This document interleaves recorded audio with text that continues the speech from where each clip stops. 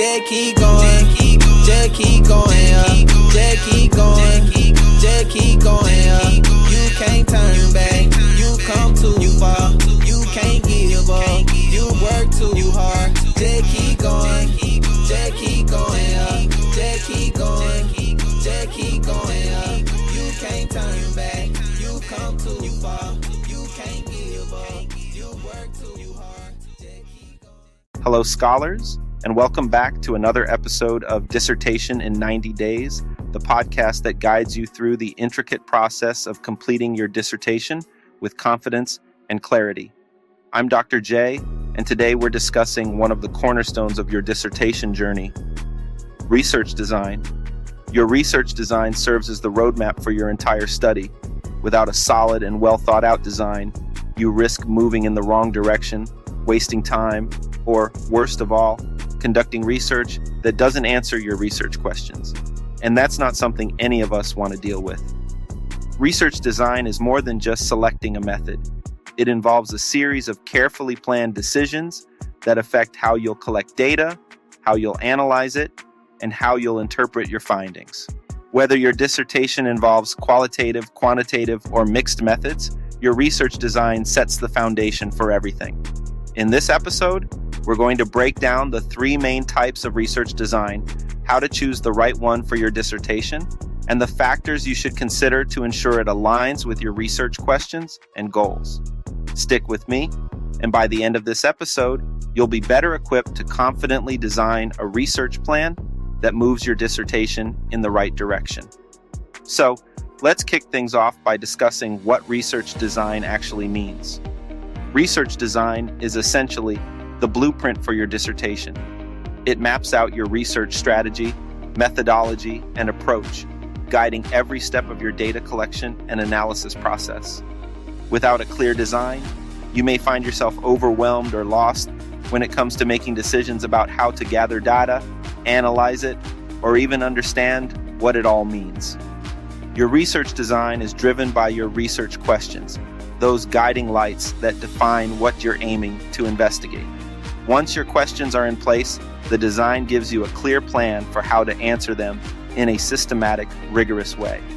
Now, let's explore the three main types of research design: qualitative, quantitative, and mixed methods. We'll begin with qualitative research design, which is a great fit if you're looking to explore the depth and complexity of human experience. This method is ideal when you want to understand the meaning behind behaviors, emotions, or social phenomena that can't be easily measured in numbers. For example, if you're exploring how students feel about transitioning from traditional classrooms to online learning, qualitative research can capture those intricate emotional responses. Qualitative methods are often flexible, allowing for an open-ended exploration of experiences. Techniques like in-depth interviews, focus groups, and ethnographic observations are commonly used to gather rich, detailed data. These methods allow you to get close to your subjects, understanding their perceptions, motivations, and challenges. However, it's important to note that qualitative research requires a strong sense of interpretation. As a researcher, you are the main instrument for analyzing and interpreting the data.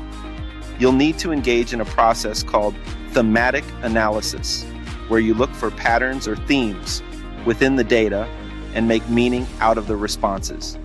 This can be incredibly rewarding, but also requires a lot of attention to ensure your interpretations are grounded in the data and free from personal bias. A great example of qualitative research in action is a case study. Let's say you want to explore how a small group of teachers in a rural district have adapted to teaching via Zoom.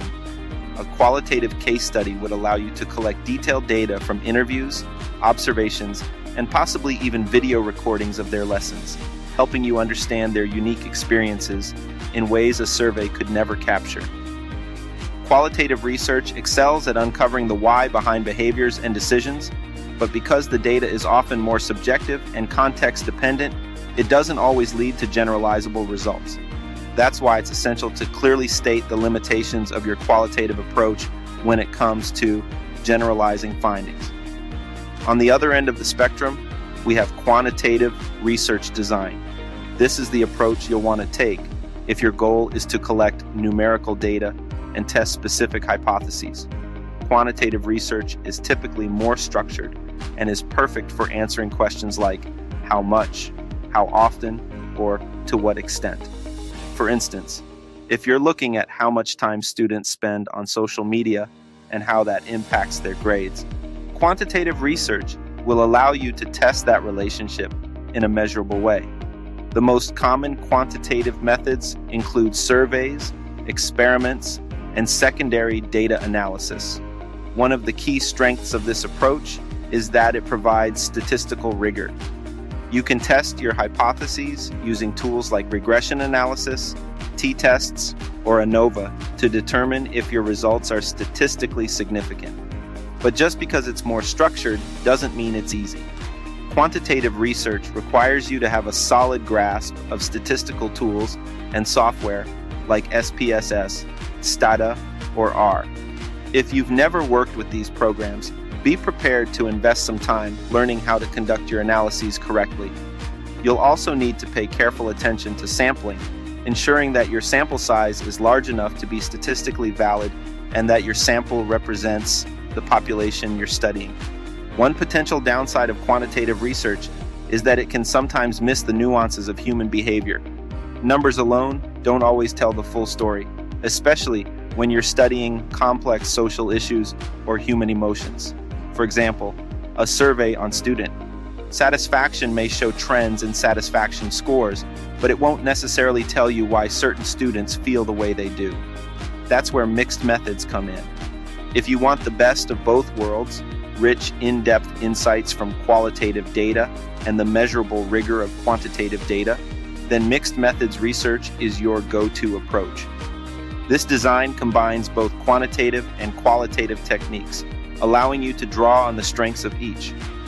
A mixed methods approach is particularly powerful when you want to both quantify a phenomenon and deeply understand the context around it. For instance, let's say you're studying the impact of a new teaching method on student engagement. You could start by surveying students to gather quantitative data on their levels of engagement, and then follow up with in-depth interviews to explore why certain students were more engaged than others. One of the advantages of mixed methods is that it allows you to triangulate your findings, using different types of data to confirm or challenge your conclusions. This can lead to a more comprehensive understanding of your research problem. However, it's also more time-consuming and requires careful planning to ensure that your qualitative and quantitative data are integrated effectively. Mixed methods are particularly useful in fields like education, health sciences, and social sciences, where understanding both the numerical trends and the lived experiences of participants is essential. So now that we've discussed the three main types of research designs, qualitative, quantitative, and mixed methods, let's explore how you can decide which design is right for your dissertation. One of the first things to consider is the nature of your research question. If your question is exploratory and aims to understand experiences or processes, a qualitative approach may be best. But if your question seeks to measure the impact or relationship between variables, a quantitative approach would be more appropriate. You'll also want to consider the availability of data. Some questions lend themselves to easily quantifiable data, while others require in-depth qualitative insights. For example, if you're studying public attitudes towards mental health, you might start with a quantitative survey to capture general trends, followed by qualitative interviews to dive deeper into personal experiences. Another factor to consider is your own comfort level with the tools required for each design. Do you feel more confident interpreting statistical outputs, or are you more drawn to storytelling through rich narratives? While it's essential to learn new skills, choosing a design that aligns with your strengths can save you time and frustration down the road. Finally, it's important to think about the feasibility of your design given your timeline and resources. If you're conducting a large-scale quantitative survey, you'll need ample time for Data collection and analysis. If you're leaning towards qualitative methods, be prepared for the labor-intensive process of transcribing and coding interviews. Ultimately, the design you choose should align with your goals, questions, and resources. Take your time and reflect on what approach will best help you answer your research questions effectively. Let's return to qualitative research design and explore some advanced techniques and tips for making the most out of this approach. Qualitative research often starts with open-ended questions that guide your exploration, but keep in mind that these questions should still be clearly linked to your research objectives. One practical way to enhance your qualitative study is to create an interview guide or observation framework. This doesn't mean writing out every question word for word. Think of it more as a flexible structure to help you cover all the necessary topics while remaining open to unexpected insights. For example, if your dissertation is about exploring the cultural experiences of first-generation college students, your interview guide might start with general questions about their academic journey, but then allow space for participants to bring up specific challenges or cultural influences. Having this flexible framework can help you dig deeper while keeping your research focused. When you're conducting qualitative research, it's also important to be aware of how your identity as a researcher may impact the data collection process. This concept, known as reflexivity, requires you to reflect on how your background, beliefs, or assumptions could shape the way participants respond to you. For instance, if you're studying health behaviors in a community that's different from your own cultural background, it's essential to build rapport and show genuine interest in participants' lived experiences. Practicing reflexivity not only enriches your data, but also demonstrates respect for your participants' voices. Data saturation is another critical concept in qualitative research. This refers to the point at which you're no longer hearing new themes or ideas in your data collection. Reaching data saturation ensures you've gathered a comprehensive view of the subject. But knowing when you've hit this point can be challenging. If you're conducting interviews, you might find that after about 10 or 15 participants, you begin to hear the same themes repeated. At that point, you can be more confident that you've collected enough data to represent the experiences of your study group. Moving back to quantitative research design, there are some nuances to keep in mind that can elevate the rigor and reliability of your study. One of the most important factors in quantitative research is ensuring that your measurement tools are both valid and reliable. Let's say you're using a survey to measure anxiety levels among high school students. You can't just use any survey. You need to make sure that the tool you're using has been validated in similar studies, or ideally with a population similar to yours. A validated tool increases the chances that the results you obtain accurately reflect what you're trying to measure. If you're designing your own survey or questionnaire, consider running a pilot study first.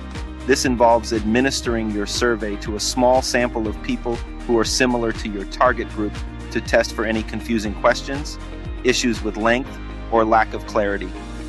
A pilot study can reveal potential improvements, helping you refine your survey before it reaches the full sample. Quantitative research also requires careful attention to sampling methods.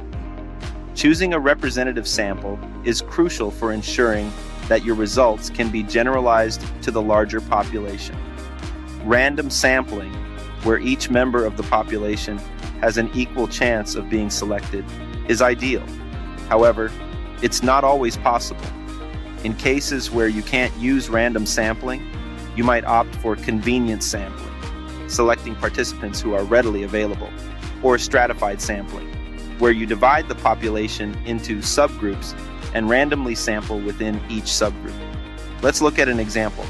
Suppose you're studying the impact of virtual learning on high school students' test scores. You could use stratified sampling to ensure you have students from different grade levels, backgrounds, and school types to capture a comprehensive view of the effects across various groups. Choosing the right sampling technique can add a layer of rigor to your research, making your results more robust and meaningful.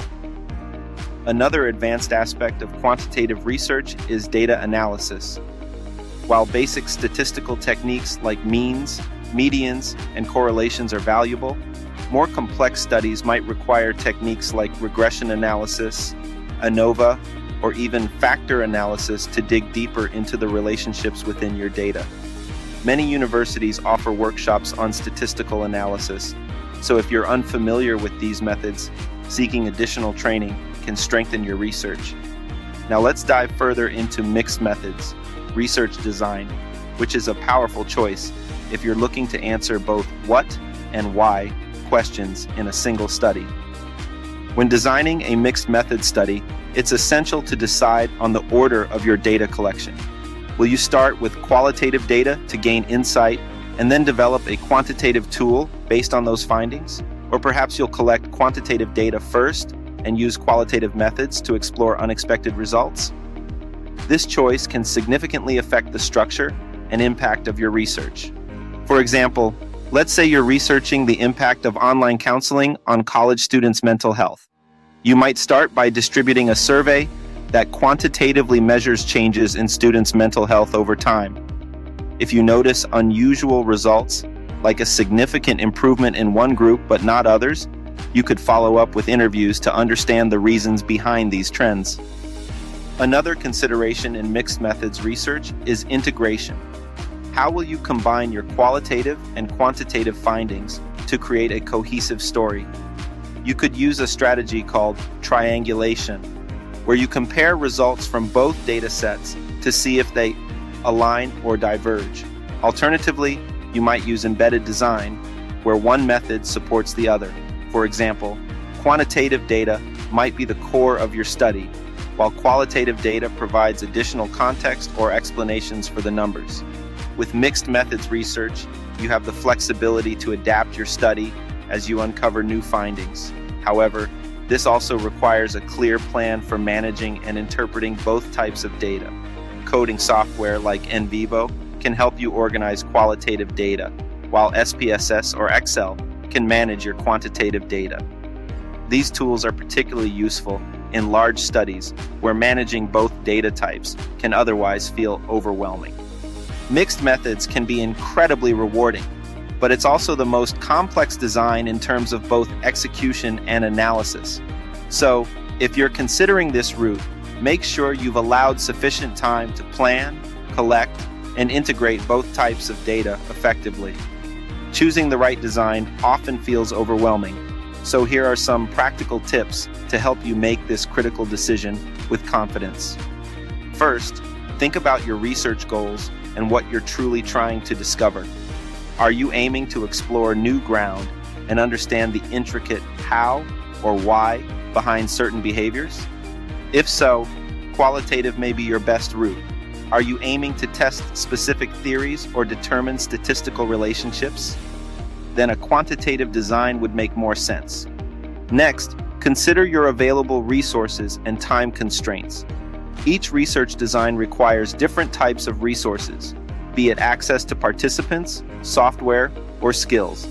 If you're tight on time, a large-scale quantitative survey might be too ambitious. On the other hand, if you're conducting interviews, make sure you have the time to transcribe, code, and analyze your data. Another tip is to consult with your advisor or mentor. They've likely guided many students in selecting a research design and can offer insights specific to your field. Talking through your ideas with someone experienced can reveal practical considerations you may not have thought about. Additionally, look at similar studies in your field. If you're struggling to choose a design, reviewing recent research on related topics can provide inspiration. Ask yourself, what methods have other researchers used to answer similar questions? How did their choice of design contribute to or limit their findings? Finally, be open to adapting your research design. Research rarely goes exactly as planned. You might find that after beginning your qualitative interviews, you need to add a quantitative component to strengthen your conclusions, or vice versa. Being flexible and adapting to what your data reveals can enhance the richness and depth of your findings. That's all for today's episode, everyone. We've covered a lot of ground on the topic of research design, from understanding the different types of designs to how you can choose the one that best suits your dissertation. Whether you opt for qualitative, quantitative, or mixed methods, remember that your research design is the foundation that guides your entire dissertation process. I hope this discussion has helped clarify your options and given you the confidence to move forward with designing your research. If you found today's episode helpful, be sure to subscribe, leave a review, and share this podcast with your fellow grad students who may be navigating the same challenges. And don't forget to connect with the Grad Mentor Network for more resources and support as you progress through your dissertation. We're here to help you succeed. Stay focused, keep pushing forward, and remember, you've got this. Until next time, I'm Dr. J, signing off.